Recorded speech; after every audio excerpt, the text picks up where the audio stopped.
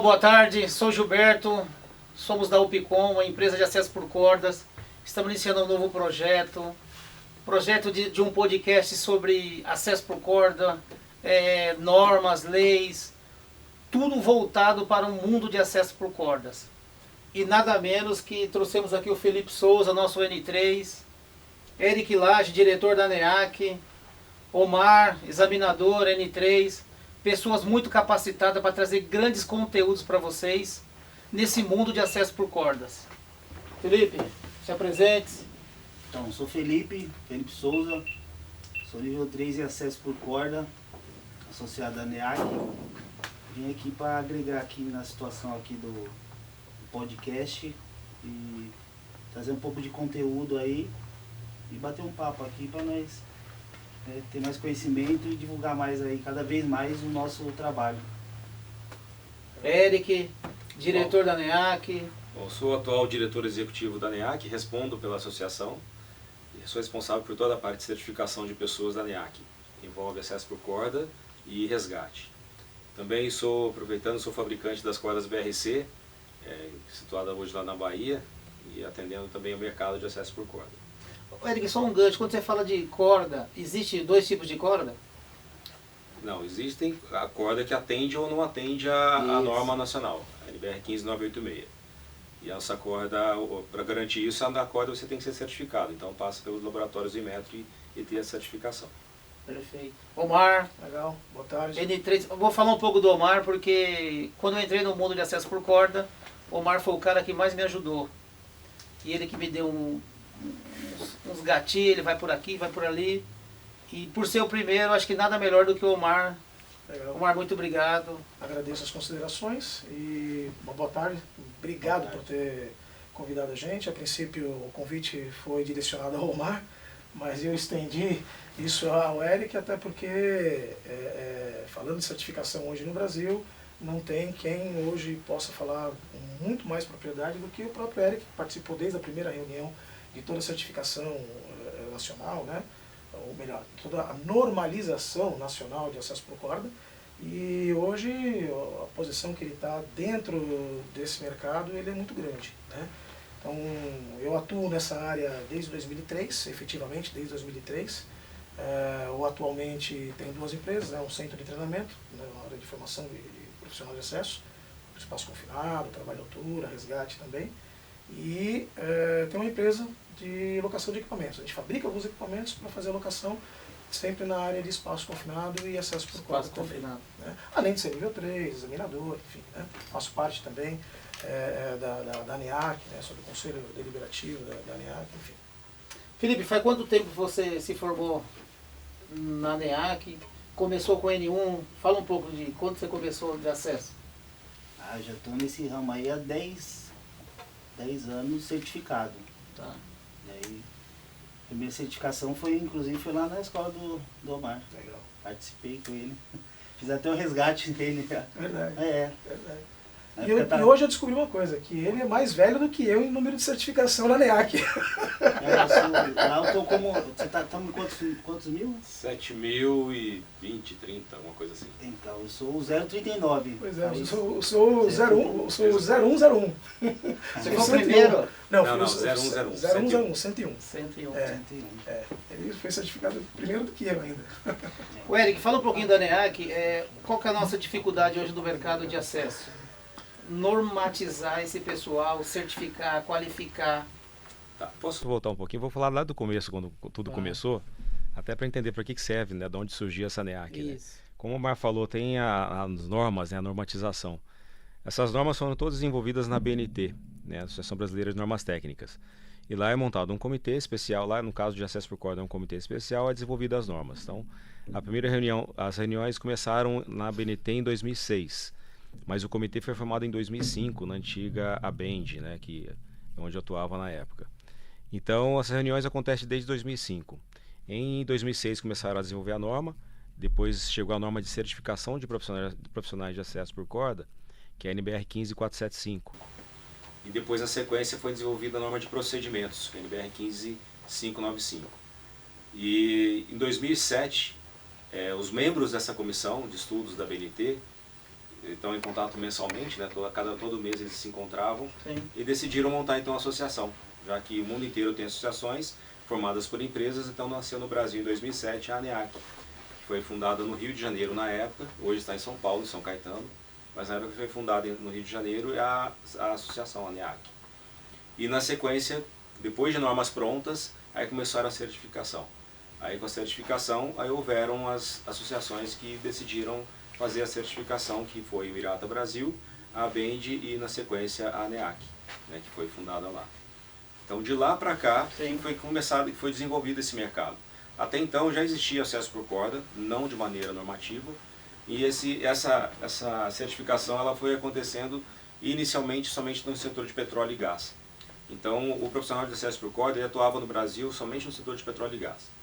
E no Brasil, como funciona, né? No Brasil era somente a cadeirinha... Mas ela começou porque a empresa solicitou, porque... A ANEAC? É. Não, foi os empresários que participavam do desenvolvimento da norma, que eles conversando entre si, decidiram se unir para tratar de um assunto em comum a eles, né? Que seria a certificação de profissionais.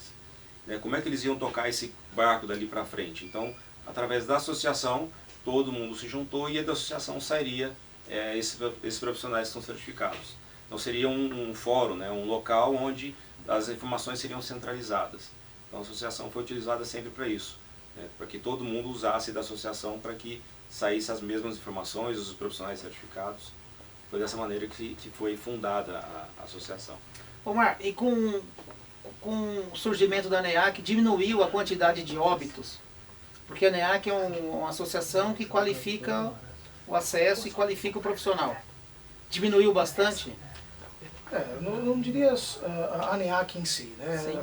A própria padronização do trabalho é fato, né, que quanto mais padronização, quanto mais reconhecimento, quanto mais treinamento, quanto mais exigências para que o indivíduo possa executar qualquer atividade de risco, que é uma atividade de risco, né, querendo ou não, quanto mais procedimento tem, menor diminui muito esse risco, né? Menor é o risco do camarada ficar exposto àquele já sabido problema dele de altura, de cair, enfim, né?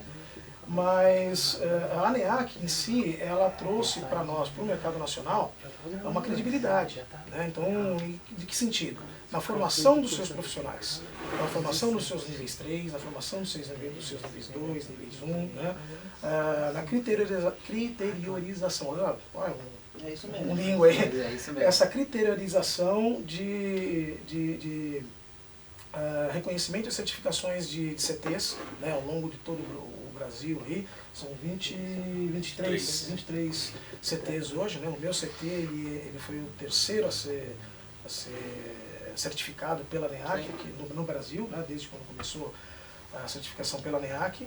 Então assim, esse critério, né, de qualidade, vamos dizer assim, de formação tanto dos profissionais, mas também daqueles que formam os profissionais, a estrutura, a infraestrutura, isso melhora. Então, não diria a formação ou o surgimento da ANEAC melhorou a segurança, mas sim contribuiu e muito para que esses CTs e esses profissionais tenham um diferencial no mercado bastante grande. Porque hoje o Brasil só tem um jeito de crescer, verticalmente. É o que mais cresce, é vertical. Hoje é o que mais vertical. cresce, exatamente. E aí, Eric e Felipe, a gente se depara com esse pessoal que nós chamamos de cadeirinha, né? É os pintores de prédio que, sem qualificação, faz o mesmo trabalho. Ou eles acham que faz o mesmo trabalho, mas com outro sistema de segurança. Sim. O trabalho, eles fazem o mesmo trabalho, eles até fazem o trabalho. Só que eles não têm a técnica que o curso ANEAC oferece ali. Aquelas horas, né, que a pessoa fica ali no seu treinamento, tendo aquela aula prática, até chegar à aula teórica, ele não tem todo esse treinamento, não tem essa bagagem. Então, o trabalho em si, eles até fazem, ele vai prestar o trabalho, vai conseguir fazer uma troca de um vidro, uma limpeza, uma pintura de fachada, ele vai conseguir fazer. Só que ele não vai ter a técnica, por exemplo. Aconteceu alguma coisa e ficou preso, um autorresgate, um ou outro vai saber fazer, não são todos. Falando ainda, pegando esse teu gancho, Felipe, é assim, eles conseguem fazer muito limitadamente. Né? Então, qual é a diferença, Omar? Muito grande. A diferença é muito grande. Né? Então, o acesso por corda, por exemplo, não trabalha só no eixo vertical, mas também em eixo horizontal. Exatamente. Né? Então, você pode chegar em pontos onde a cadeirinha É limitada, nunca né? vai chegar. Por quê? A cadeirinha você ancora no topo de um edifício, de um prédio, enfim, numa estrutura e verticalmente ela se movimenta, só para cima e para baixo, não lateralmente. Né? A possibilidade do acesso por corda é muito maior do que isso. Você pode colocar outras cordas em paralelos ao trabalho vertical que você está fazendo e ir transferindo de corda para lá, para cima, para baixo, sem contar essas outras vantagens que a gente tem na questão do autorresgate, na questão do próprio resgate. Né? Então, só diferenciando bem aí o que é o autorresgate, é a forma do indivíduo, né, se auto-salvar, se auto-resgatar em uma situação atípica de trabalho. E o resgate é quando tem uma equipe externa para poder resgatar o camarada. Então, até mesmo assim, nessa questão do acesso por corda é muito mais, vamos dizer, mais facilitado o meio de resgate. Se é só descida, se o camarada planejou muito bem o trabalho dele, ele deixou um pouco mais de corda lá em cima. Deixando um pouco mais de corda lá em cima, a única coisa que ele faz, solta uma ancoragem dinâmica que ele fez lá em cima e resgata o cara. Acabou. Né? Sem chegar efetivamente na vítima ao longo do vertical. Tem também uma diferenciação, né, em relação a qualquer tipo de treinamento, formação de trabalho em altura e do acesso por corda. O acesso por corda hoje, no Brasil, é o único no mundo que segue a ISO 17024, que é a norma ISO de certificação de pessoas. Tá. Hoje, tanto as 3 certificadoras, né, e a NEAC se inclui, ela é auditada pelo Inmetro. Então, todos os anos, o Inmetro audita para verificar se você certificou conforme essa norma. Então, essa acreditação do Inmetro é uma garantia que tem que qualquer aluno que entrar e se certificar, ele vai ter todo o conhecimento e habilidade previsto na norma. Essa norma garante e não teria como burlar o sistema. É um sistema que não teria como burlar. Você consegue saber que qualquer profissional que apresentar um certificado, uma carteirinha, ele passou pelo treinamento, ele foi avaliado na teoria e na prática, ou seja, ele demonstrou o conhecimento dele. Diferente das outras formações, que ele simplesmente passa por uma sala de aula E tem algum grau de instrução, assim, por exemplo, quinta série, primeiro ano, quanto que é o grau de instrução que ele pode se tornar? Tem diferença sim. Acesso por corda são 3 níveis, níveis 1, 2 e 3. Para o nível 1 não é exigido nenhum tipo de experiência. Tá. O nível 1 ele pode simplesmente ir para a escola, fazer o treinamento, tirar a certificação e trabalhar. Tá. E é exigido dele uma escolaridade mínima de 5º ano ou antiga 4ª série. Né? De 2007 para cá, 5º ano. Né? Isso é a exigência mínima de escolaridade. Tem que ter o ASO, atestado médico ou atestado de saúde ocupacional, dizendo que ele está apto a trabalhar em altura, essa escolaridade e fazer o treinamento.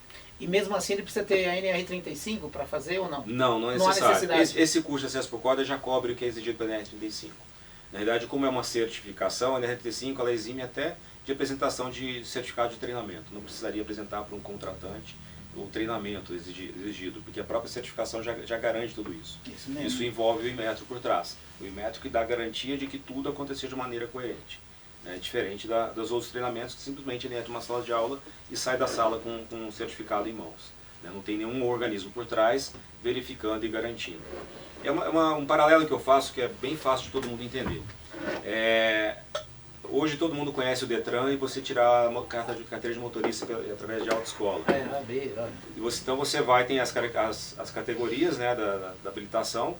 Então você procura uma autoescola, que é uma escola, faz o treinamento teórico e prático, e depois que você passou pela carga horária mínima que é exigida pelo Detran, você vai fazer o exame do Detran, com o examinador do Detran. Um teste teórico e um teste prático. É a mesma coisa. Então a NEAC entraria hoje como o Detran do escalador, que é o profissional de acesso por corda. Então ele vai dar uma habilitação que é válido por 3 anos. Depois de 3 anos, ele é obrigado a passar por tudo de então novo. ele tem 3 anos para renovar. Para renovar, isso. Renovar ou passar de nível, né? Ou passar de nível. E para ele passar de nível, o que ele precisa fazer? Ele precisaria ter no mínimo 1 ano trabalhando com acesso por corda, com o nível 1. Ele tem que ter uma quantidade de horas de E corda. 1000 horas. Então não é assim, eu vou mudar de patamar sem ter aquele volume de horas. Ele teria que comprovar uma experiência. Essa experiência obrigatoriamente tem que ser assinada por nível 3. Porque, como pela norma, o profissional só pode trabalhar sob a supervisão de nível 3. Tá. Ele não pode trabalhar sozinho. Então hoje, onde que a empresa ele não tiver um N3 na empresa, um nível 3, ela não atende a norma, ela não está seguindo os procedimentos mínimos de garantia de segurança do trabalhador. Então não adianta nada você falar de segurança de trabalho, de diminuição de riscos, você falou no começo lá, se diminuiu muito, né? Quando a gente começou a trabalhar sobre a NR35 lá atrás, participar das reuniões da NR35, o índice apresentado pelo antigo Ministério do Trabalho era de 2 mortes por dia. Eu ia te perguntar agora, não temos esse número? Atualmente não foi continuado essas estatísticas, mas até onde eu sei diminuiu bastante, né? E muitas empresas elas optaram a sair da trabalho em altura comum, tradicional, de cadeirinha, andaime, e migraram para acesso por corda justamente por conta dos acidentes, que continuaram mesmo o treinamento. E agora, com acesso por corda, elas verificaram por experiência própria que o acidente, no caso dessas empresas, foi 0. Então é 0 acidente e não tem nada que possa desabonar a atividade. Então, como ela tem essa garantia, ela quer se preocupar. Isso é bom, né? Sim, né? é muito mais tranquilo você trabalhar com um profissional que tem conhecimento, habilidade, atestado, comprovado, certificado, auditado pelo Inmetro. É diferente dos demais cursos que nós conhecemos. Né? Mas hoje um síndico vai contratar uma empresa para pintar o prédio deles. Sim. O síndico é corresponsável juridicamente qualquer acidente acontecendo no condomínio. Exato. Ele se preocupa de contratar uma empresa legalizada, com acesso por corda, ou ele só está preocupado com o preço e Eu acho que ainda falta um pouco de conscientização ainda dos síndicos, né, dos sindicatos que envolvem a questão desse tipo de trabalho, de informar essa corresponsabilidade. Ela não existia. Ela passou a existir há pouco tempo, não tem muito tempo essa questão da corresponsabilidade. Então, você terceirizava a responsabilidade. Olha, não tem nada com isso. Então, falta sim informação, falta instruir os condomínios, né, no caso de prédios que trabalham em altura, que vai contratar mão de obra, deixando bem claro que eles são responsáveis pelaquela mão de obra e tudo que vai acontecer. Isso é muito importante, né? Então, até pelo desconhecimento e até porque antes não tinha. Então, como antes não tinha, teoricamente, nada mudou se eles não acompanharam as informações. Mas esse é um trabalho muito bom de passar e informar que eles são responsáveis. E passar as regras, né? Quando você vai entregar um serviço, fala assim, olha, é obrigatório ser dessa maneira. Você vai ter essa garantia, você seguir essas regras, e você vai ter a garantia que o seu trabalho vai ser tranquilo, não vai ter nenhum acidente aqui dentro. Isso é legal. Ô Felipe, você já começou sendo alpinista por quê? Você trabalhando com o segmento, o que você falou, você é alpinista? O que te levou a isso? Então, eu trabalhava com manutenção de instalação de aquelas torres com iluminação. Então, Aquela parte elétrica lá. Sim, nós colocava iluminação, passava o cabo, como manutenção e instalação. Então usava ali era um talabarte, uma corda que amarrava, mas coisa bem superficial. Tá. Aí até um dia que foi uma empresa lá e falou, opa, você faz tudo isso daí, é mais ou menos o que a gente faz, só que a gente faz aqui com qualidade, com treinamento. Então o que chamou a atenção foi uma empresa que foi lá fazer um trabalho qualificada e te mostrou o que é o acesso. Sim, aí falou, vamos fazer um teste com a gente. E aí chamou eu para a empresa. Aí eu entrei no ramo, gostei, tô até hoje. Você vê, né, que não precisa ser alpinista, veio da manutenção. Então várias áreas, a única coisa que ele não precisa ter é medo, né, porque... Muito pelo contrário. Tem que ter medo? Tem. Lógico. Você tem medo? Tem, Olha, tem medo é medo. importante. Até pela... Você Mas tá saber tão o que você está seguro? fazendo. Não. Você tem que saber o que está fazendo, o medo é importantíssimo. Você fazer Pelo contrário, o medo ele faz parte, é inerente a qualquer ambiente no qual você não é do seu meio. Cara, porque eu vou falar pela Alpicom lá, nós temos 10 alpinistas e todo mundo pergunta, você não tem medo da sua mão de obra? Eu falo, não tenho medo de nada. Não, o medo da altura, eu digo do risco que ele está passando. Não, mas assim, porque são todos qualificados, então nós não temos esse... sim. Não, quanto a isso, sim. Porque senão, o que é o maior problema hoje é que você pegar um cara e falar, vai lá fazer o quê? Não, hoje vai o coordenador, no nível 3, passa o trabalho, monitora, explica. Mas ainda assim, existe o medo. Existe o Cara, medo porque o medo, profissional. o medo é do indivíduo. O medo é do indivíduo. Eu lido com corda, não somente na área profissional, mas na área desportiva também, desde 92. Você já viu algum acidente? Com a gente da empresa Nunca vi um óbito? Só fiquei sabendo, ou, né, hoje com as redes sociais a gente está sempre sabendo aí do que está acontecendo, mas na nossa empresa, acidente não. Efetivamente nunca passei por isso, nem de uma empresa vizinha, né? A gente estava fazendo serviço em paralelo com outros. Isso é bom. Mas só continuando, o medo, ele é do indivíduo. E é o medo que faz você, muitas vezes, checar e rechecar se os seus equipamentos estão adequadamente conectados, se estão adequadamente instalados na corda, se a corda está devidamente ancorada. De corda o Eric entende bem. Esse entende mais do que qualquer outro aí do mercado aí de acesso por corda. Fabrica, né? Fabrica, é isso mesmo. Então, eu vejo que assim, o medo, ele faz parte. Se você não tiver medo, você pega qualquer corda, pega qualquer sisal. Pra você ter uma ideia, né? Olha só, isso em 94, 93, 94, né? No mercado era muito escasso de fabricação nacional de equipamentos. E a minha área era a área de Hoje espeleologia. existe bastante no mercado? Tem bastante, de qualidade tem bastante aí no mercado nacional, né? Mas lá nos primórdios lá, né, da corda, nós comprávamos um cinto, que não existe mais a marca, né, chamada Mono Carvoeiro, porque eu era da área de espeleologia, da área de caverna, e depois migrei para a área de canyoning, que é o descida desportiva de cachoeira. Sim. Só que no começo de tudo, quando eu fiz o treinamento, a gente não tinha essas lojas especializadas. Hoje você encontra na internet, você encontra em lojas de material de construção, mosquetão para você comprar. Naquela época não, tinha uma ou duas empresas só em São Paulo, que uma ficava ali sei lá, acho que em Perdizes, né? E uma outra um pouquinho ali perto do Jabaquara, enfim. E eram equipamentos muito caros. E a gente começou fazendo isso aí, fabricando equipamento, eu e meu pai. Fabricando então você começou fabricando? A gente fabricou alguns equipamentos nessa época, né? Mas pra gente, para consumo próprio. Tá. Só que corda era muito caro naquela época, só tinha uma única corda que era a que mais acessível para nós, chamava KM3. New England KM3. Era uma corda extremamente cara pra gente naquela época. E aí o que se tinha bastante no mercado, nacional e fabricante nacional, era a corda de polipropileno, polietileno. Não é que essas cordas de caminhão. Sim. E era assim que a gente fazia rapel. De sisal, né? Só que o medo era tanto que nós colocávamos 2 cordas. Então quando começou não existia nem corda ainda. Quando existia corda, mas a gente mesmo não tinha aquela bala, aquela grana toda para comprar uns 50 metros de corda de qualidade KM3, né? E hoje você vê, fabricante, uma das melhores cordas da América Latina e a melhor corda nacional é isso. Isso sem dúvida nenhuma. Por quê? Porque é não muito porque o Eric importante tá o equipamento, aqui. né? Sem dúvida, mas não porque o Eric está aqui. Isso tudo demanda de investimentos. Quantos anos são de VRC? Eu já estou há 6 anos, vai 7 anos já VRC. Aí, ó. Só desenvolvendo o que já estava pronto. O que já estava pronto. Já estava pronto. Eric, existem equipamentos fora do país que é melhor que o nosso já está compatível? Como que está esse mercado de equipamento? Existem marcas internacionais que são excelentes marcas e são importadas para o Brasil. Então eles investem e vivem disso, né?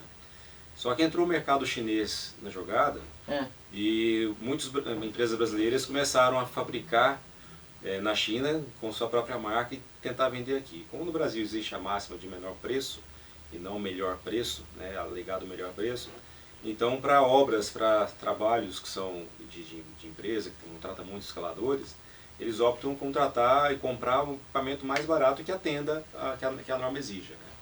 Mas existem sim esses equipamentos bons, são muito mais caros, às vezes chega o dobro do preço ou até mais, né?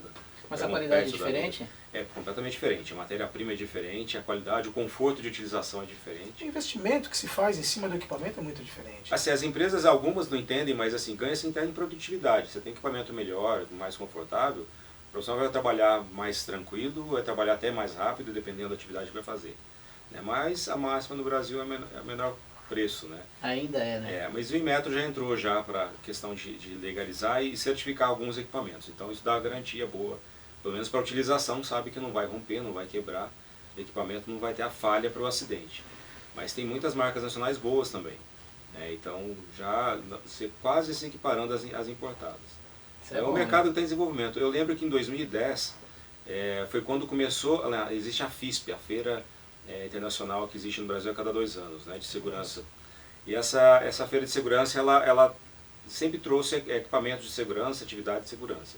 E de 2010 para cá, eu vi uma inversão. Você entra na FISP hoje, esse ano vai ter uma, em outubro, os equipamentos, a maioria das empresas, as grandes empresas que pegaram os melhores espaços, todas voltadas a trabalho em altura. E antigamente era Olha que um interessante, outro stand Então quer só. dizer que o mercado está... Inverteu, a maior feira de segurança que tem na América Latina é voltada a trabalho à altura, lógico, com outros equipamentos. Mas assim, a grande maioria, 80%, é trabalho à altura. A gente percebeu mesmo essa inversão que teve. Porque antes a gente fazia muito trabalho à altura na R18, que era na construção civil. Sim, é o que tinha para a época. É isso, foi era muito bom. precário, né? Não, mas foi bom para a época. Não tinha nada, existia aquela cadeirinha, né, balancinho para utilização e tal.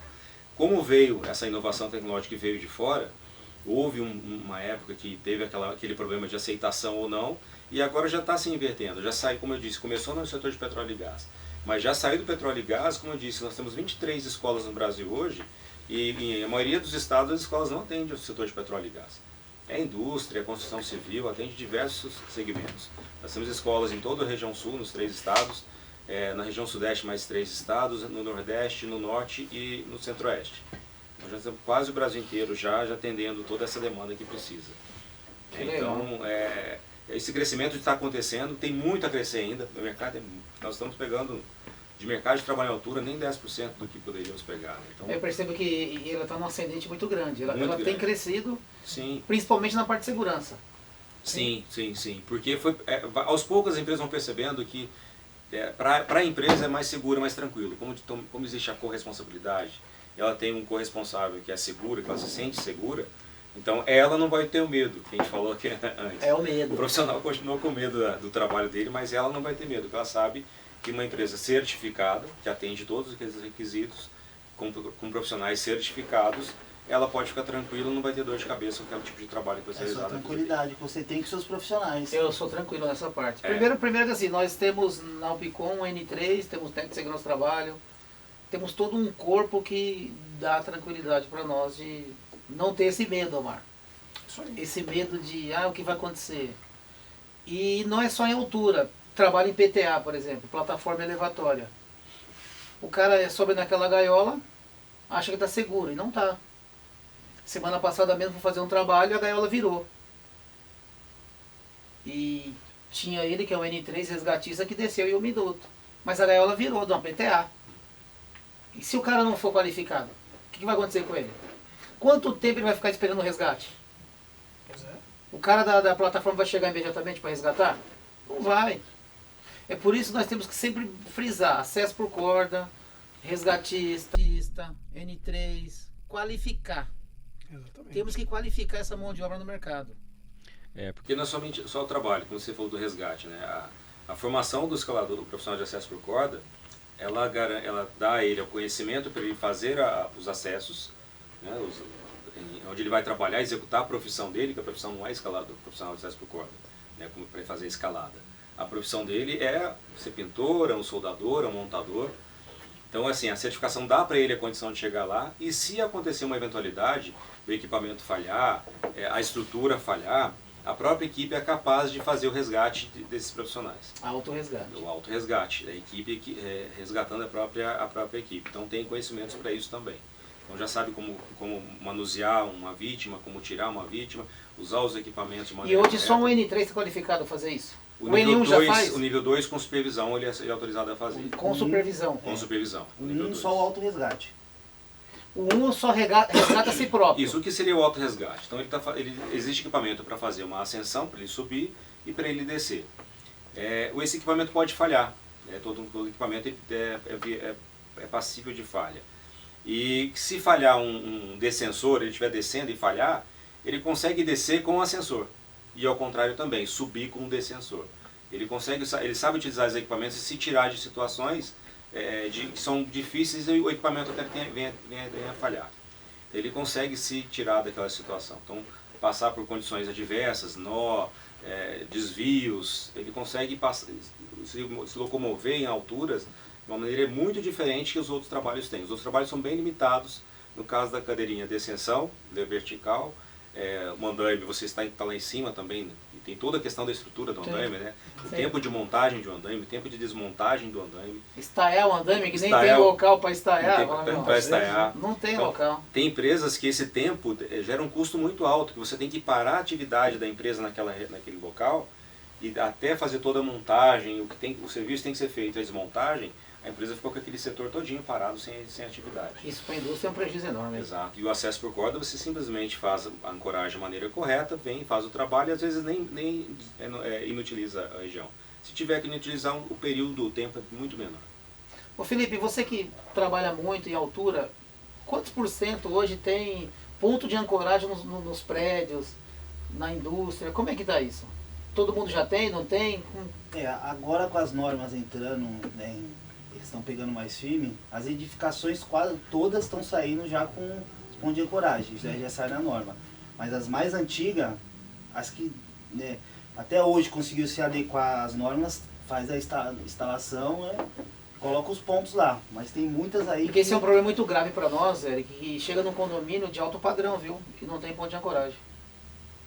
E é inviável, nós não conseguimos trabalhar. E você fala pro cara, você tem que instalar. É caro. Eu falo, caro é aquilo que não funciona. Caro é uma morte. E nós capacitamos e mostramos pro síndico que é barato instalar os pontos de ancoragem. Até porque para ele fazer toda essa manobra dele, se não tiver o ponto de ancoragem bem feito, não consegue. Porque o alpinista sem os pontos de ancoragem também não é nada, né? Sim. É o princípio, começa do ponto de ancoragem. Isso. É isso que, tipo assim, e hoje 80% acho que é muito, lá uns 70% de São Paulo não tem ponto de ancoragem. Os novos de 5 anos para cá, uns 10 anos para cá, conseguiu estar colocando na lei. Mas anteriormente não tem. É isso ou como que tá isso? É isso mesmo. Na verdade, eu vejo muitas empresas, o trabalho delas é instalar ponto de ancoragem. A empresa só faz isso. Só faz isso. A empresa só faz isso. A instalação de ponto de ancoragem que é verificado, depois tem verificado a cada 12 meses. Eles têm que fazer a manutenção. Então, a empresa que trabalha somente com isso. Eu conheço empresas que atuam, eu acompanho o trabalho de uma delas e é o tempo todo instalando. Então, tem equipamentos bons hoje que você consegue instalar, eles instalam, fazem os testes, tem que ser feito para garantir a fixação, né? Você não sabe que tipo de superfície tem. Então, você instala, faz os testes, depois faz a manutenção. Aí você garante. Mas é uma coisa boa que aconteceu também, né? Com essa preocupação com o trabalho em altura que aconteceu no Brasil, essa exigência a partir de então colocar ancoragem nos prédios, né? Tudo que foi em altura. Que foi dos 5 anos para cá, antes não tem esses... Eu não tenho esse número, mas é mais ou menos isso. Que hoje isso. O cara não consegue o habite na prefeitura se não tiver ponto de ancoragem. Exato. Que melhorou muito, né? Sim. Fazer a manutenção. Sim. Quando você fala na parte de equipamento, é caro hoje um alpinista, todos aqueles equipamentos que ele tem, para ascensão, descensão, fala um pouco para nós, é caro? Eu não sei o que você entende por caro, mas ele está bem próximo do valor hoje de um equipamento antigo, né, que era da cadeirinha. Ainda tem um décimo, uma diferença porque são mais equipamentos que você utiliza, né? Mas não é caro mais não, já foi muito mais caro. Mas um cinto completo, chuta um valor para nós, um cinto completo para um alpinista, Omar, ascensão, descensão, trava-queda. Olha, com um equipamento, vamos dizer, equipamento médio, de médio valor assim, de mercado, né? Um equipamento nacional, um descensor nacional, né? Um ascensor nacional, que agora vem tudo lá da China, né? Mas marca nacional, aí girar em torno de uns 2.800, R$3 mil. R$3.000 aí um kit. Então hoje o cara com R$3.000 ele está com um bom equipamento. Um bom equipamento, um equipamento confiável, um equipamento com qualidade, né? Um equipamento já testado. Então, assim, e hoje a gente tem marcas nacionais aí de descensor e que vende até para fora. Nacional, fabricado aqui e que vende para fora. Né? Ô Mário, você também, quando a gente fala em alpinista, a gente também fala de espaço confinado. Futuramente eu quero chamar você aqui para falar porque você é o perito espaço confinado. O alpinista, além de descer, ele entra dentro do buraco. Eu costumo dizer que existem 2 tipos de vertical. Né? A empresa que eu tenho... Inclusive você aluga equipamento? Aluga equipamento também na área de acesso e espaço confinado. Eu diria que 70%, 80% da nossa atividade são de verticais internos. O que seria isso? Verticais dentro de espaço confinado. Então, é o mesmo equipamento, é o mesmo cinto, só que ele tem que ter outros requisitos a atender a NR33. Né? Vai ter que atender não só a NR33 e outros requisitos também de empresas. Né? Mas o cara quando faz um curso, o cara quando sai o N1, ele está capacitado de descer também? Não. Descer dentro do espaço confinado? Sim, é vertical igual. Tá. Né? Agora vai depender do tipo de atividade que ele vai fazer, quais são os riscos que essa atividade dele dentro do espaço confinado ele vai estar envolvido, né? Então, por exemplo, você vai fazer vai fazer um trabalho vertical dentro de um tanque, vai fazer uma limpeza de um tanque. O que tem dentro desse tanque? Primeiro, Agora eu tenho uma dúvida quando fala em tanque. Você pode entrar dentro de um tanque do quê? Por exemplo, assim, tanque de diesel, não dá para entrar? Não dá para entrar? Tudo. No tanque de qualquer coisa você entra. Agora, você tem que se cercar. cercar, tem que se cercar de quais são aqueles riscos e, obviamente, você vai ter que mitigar aqueles riscos. O ideal seria eliminar os riscos, mas tem que mitigar os riscos que possam, sei lá, afetar o próprio equipamento, ou a própria presença dele dentro do espaço confinado, às vezes não tem ar suficiente, né, ou a qualidade do ar. A boca de visita pequena, às vezes a boca o de cara visita meio gordinho já pequena. não passa. Exatamente. Tivemos um trabalho em 2018, na região lá de Cubatão, era um tanque de salmoura, e falaram para nós, olha, tenho aí 180 toneladas de salmoura para tirar. Sal. Beleza, né? Então, como pintaram para nós, Martelete, picareta. a princípio seria isso, né? É. Mas eu saí de lá dinamitando o sal lá de dentro. É mesmo. A única boca de visita que tinha era uma boca de visita lateral do tanque, né, de 40, né, 400, né? Tiramos a boca de visita, tinha sal ali. Uma parede. Não tinha como entrar. Não tinha como entrar, então você tem que começar a fazer o servicinho ali manual mesmo, né, tirando de pouquinho em pouquinho, até você começar a entrar, você vê o tamanho do... Bom, enfim, de 180 passou para quase 900 toneladas De sal. O que era trabalho para 25 dias, ficamos lá 136 dias, se não me engano. E assim, mais da metade do tempo dinamitando. Então tivemos que Nem eles dinamitar. mesmos sabiam tanto que tinha lá. Aí a empresa contratou uma outra empresa para fazer o corte no tanque, tiveram que fazer 2 cortes no tanque, para saber qual era a profundidade, a espessura da parede que se tinha embaixo, né? Então o tanque ele tinha 14 metros de largura, só de sal ali, só de sal tinha 8. O Eric, então partindo desse princípio, o cara pode tanto descer, subir, lateral, vertical. A gente brinca, né? Fala que trabalha em altura e baixura. Na realidade é a diferença de nível que ele vai trabalhar, né? Tá. A norma, a NRD5 ela trata de diferença de nível. Acima de 2 metros de diferença de nível é considerado trabalho em altura. Então você pode abordar o trabalho em altura de diversas formas. Então assim, ele está habilitado sim para trabalhar em altura em torres e em altura em silos, em tanques, que seja. Que considera a diferença de nível. E qual é a formação? Quanto você está formando por ano de alpinista? Qual a quantidade de... Olha, a NEAC vem em um momento muito ascendente, né? Cada ano a gente certifica bem mais. A pandemia certificou menos ou mais? Mais, por incrível que pareça. Teve até mais trabalho na época da pandemia. Né? Essa área foi uma área que não foi afetada pelo processo, não. Então, no último ano, em 2021, a NEAC não tem o número exato do ano passado, mas foi mais de 1.500 profissionais, novos profissionais. Hoje já chegamos a 7.000 e poucos, né? Mas esse ano já está numa velocidade maior do que do ano passado. Então, possivelmente, se continuar desse ritmo, no ano de 2022 certificaremos mais de 2.000 profissionais no Brasil. Só esse ano? Só esse ano. Fantástico, hein? Só esse ano. Então, assim, por isso eu vejo que está assim, ascendendo uma ascendência muito grande dessa atividade e as pessoas estão olhando com bons olhos, né? Então teve uma aceitação. Uma atividade que não existia, era zero em 2008, que é simplesmente só petróleo e gás na parte do que era feito na Petrobras, mas depois da certificação criada, uma ascendência foi muito grande. Então houve uma procura e está crescendo e muito. Então as atividades foram substituídas, né? A Braskem fez um trabalho uma vez, um projeto de comparação do acesso por corda com andaime. A diferença financeira foi absurda desse projeto, né? Foi o Raimundo Sampaio, ele fez esse trabalho, levantou os dados que eles faziam um trabalho com andaimes. Nesse trabalho tinha que interromper a refinaria e por um período, depois para montar, fazer atividade, depois desmontar. E o tempo foi tão reduzido, foi só o tempo da atividade em si, não tinha o tempo de montagem e desmontagem. E era uma área muito grande. Então foi reduzido em milhões o mesmo serviço. O custo foi reduzido muito alto, né? Imagina. Só utilizando acesso por corda. Então tem muitos exemplos hoje no mercado que você reduz muito comparando o acesso por corda com os outros tipos de trabalho. Eric, eu tenho outra dúvida. Um cara hoje certificado pela ANEAC, ele consegue trabalhos fora do Brasil? Sim, sim. Hoje a gente verifica... Ele consegue trabalhar em qualquer país que ele for? Houve uma demanda para a gente, porque muitos profissionais começaram a trabalhar através de empresas brasileiras, trabalhar fora do país. Eles conseguiram entrar lá. No mundo hoje existem poucos países que têm certificação própria. Então, deve ter uns 10 países no máximo que têm a certificação própria. E outros países em desenvolvimento.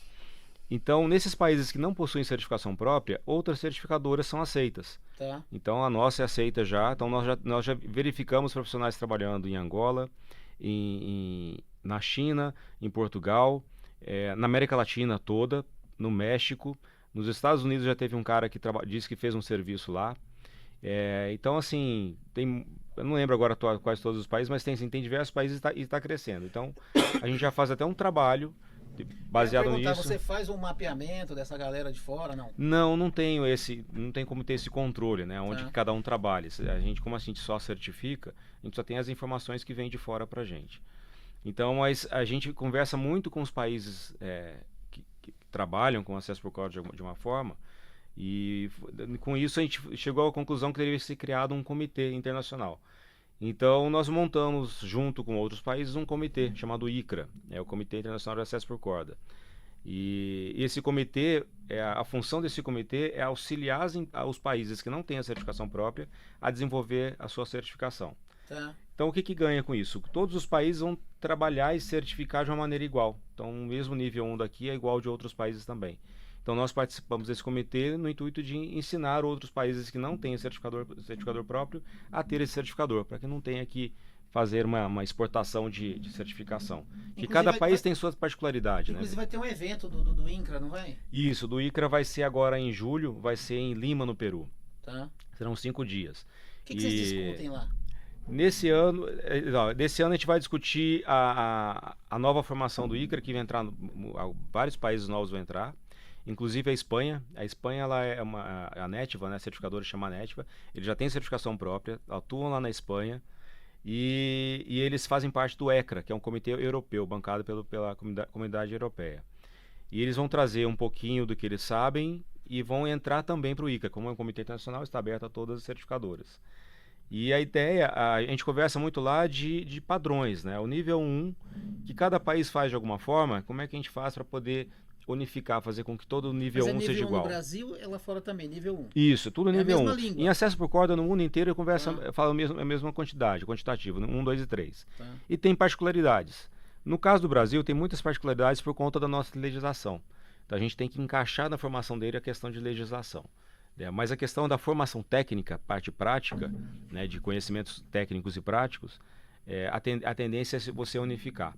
Então hoje já tem, a gente vai ser apresentado para a gente do Peru, por isso vai ser no Peru, vai ser apresentada a certificação que eles criaram lá, baseada justamente nesse comitê. Né? É uma maneira de unificar mais, né? Exato. E eles vão mostrar que eles têm escolas agora seguindo esse padrão, os profissionais deles já seguem esse padrão, então esse padrão vai ser criado e disseminado a todos os países que se interessarem. Então é uma forma de você garantir também a segurança de trabalho em altura também em outros países. E você também recebe muita informação. Né? Você verifica algumas coisas que eles fazem e fala, nossa, eles fazem diferente e é legal, é diferente, mas é melhor, é mais rápido, alguma coisa assim. E a gente consegue agregar e trazer informações também. Então, se tiver alguém lá na Bahia agora, quiser uma escola, lá tem. Sim. Isso é bom. Sim. Hoje tem na Bahia, no Nordeste tem na Bahia, tem em Pernambuco, tem em Alagoas, tem no Ceará, tem no Maranhão, isso em todo o Nordeste. Temos no Pará, Goiás. Minas, São Paulo, Rio, Paraná, Santa Catarina, Rio Grande do Sul. Nós temos, já está alcançando. E tem outras agora solicitando também. Então, uma coisa que nos anima muito é você verificar que outras escolas queiram ser formadas, porque existe uma demanda, um aumento de demanda. Você falou que é quase 2.000 esse ano. Exato. Esse é um número muito bom. Sim, é ótimo. Cara, é 2.000 qualificado no mercado. Exato, exatamente. 2.000... Quanto mais, melhor. Você tem mais segurança e diminui os acidentes. Né? Exato. E como que o cara consegue encontrar o Eric nas redes sociais? Fazer alguma pergunta? Eric, eu vi lá o podcast, eu tenho uma pergunta. É só entrar em contato com a ANEAC. Eu estou à disposição da ANEAC lá todos os dias da semana, o dia inteiro. Tá. Então é só procurar a ANEAC e falar comigo que eu estou à disposição sempre. Legal, Omar. Como que a pessoa te encontra nas redes sociais? Você tem alguma coisa para dizer que... Não, quero agradecer mais uma vez, né, essa iniciativa de vocês, pela iniciativa e também lisonjeado em ser o Você sabe primeiro, que você é de um dos casa. primeiros a fazer esse bate-papo legal, né? Se a Opicom existe, você faz parte dela. Exagero. Ó, depois a gente fala lá do... Cachê. Mas eu quero agradecer bastante mesmo, acho que essa é uma iniciativa bacana, uma iniciativa legal e isso realmente denota o nível de preocupação que a própria Opicom tem, né, com o mercado do acesso, e não só com o mercado do acesso, mas também com a sua existência dentro do mercado. Estamos lidando com vida, né? Isso é sério, né? Isso é bacana. Então eu quero agradecer Obrigado. mais uma vez Felipe, o convite. Também só como a quero pessoa te agradecer, acha nas redes sociais? né, já pode entrar pela Opicom, né, seguir lá no Instagram da Opicom, dá pra me seguir lá também por lá. E é isso aí, tenho a agradecer a vocês, também gostei muito. Eu também no Instagram, por ser o primeiro, ou lá, daqui a pouco vamos no longe. Facebook também lá, se quiser entrar em E contato. quem quiser encontrar o Opicom, opicom.com.br ou Gilberto Mateus, @Opicom. Obrigado, até a próxima.